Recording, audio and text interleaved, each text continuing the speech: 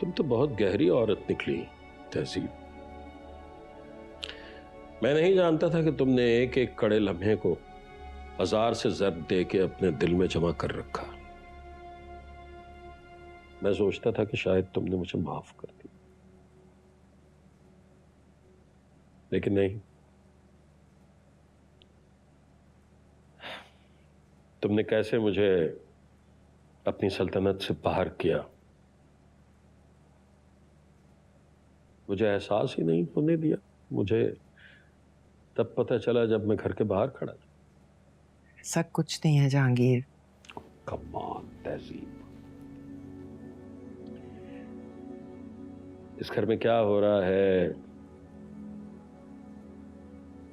مجھے اس کا علم نہ ہو اور تم کہہ رہے ہو کہ ایسا کچھ نہیں. تم نے مجھے مکھن میں سے بال کی طرح باہر نکال دیا. کیا سالس کا باپ ہونے کی حیثیت سے میرا اتنا حق بھی نہیں تھا کہ تم مجھے اعتماد میں لیتی؟ آپ نہیں جانتے نا کہ ایک بیوی کس طرح اپنے شوہر کے سامنے اپنے میکے کا بھرم رکھتی ہے. اس عمر میں ہم شوہر اور بیوی سے زیادہ ماں باپ ہیں.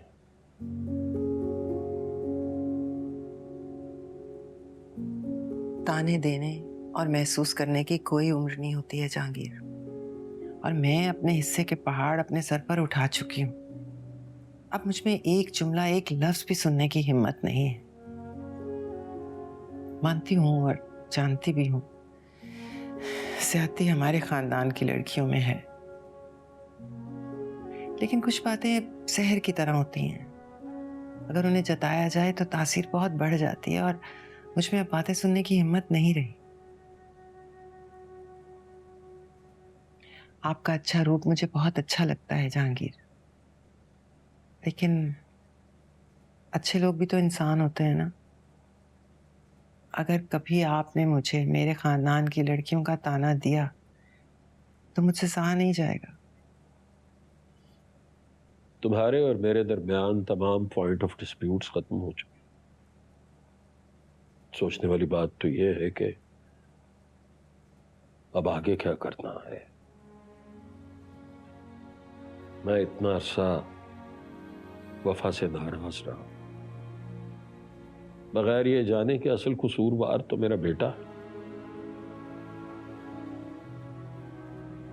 اصل مجرم تو وہ ہے، اور بچی اتنی صابر ہے کہ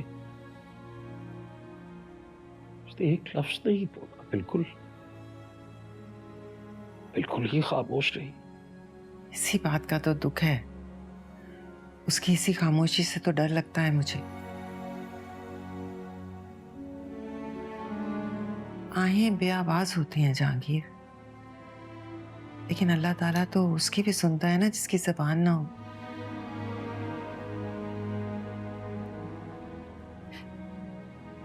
اگر سالس کو وفا کی آہ لگ گئی تو اس کا کیا ہوگا؟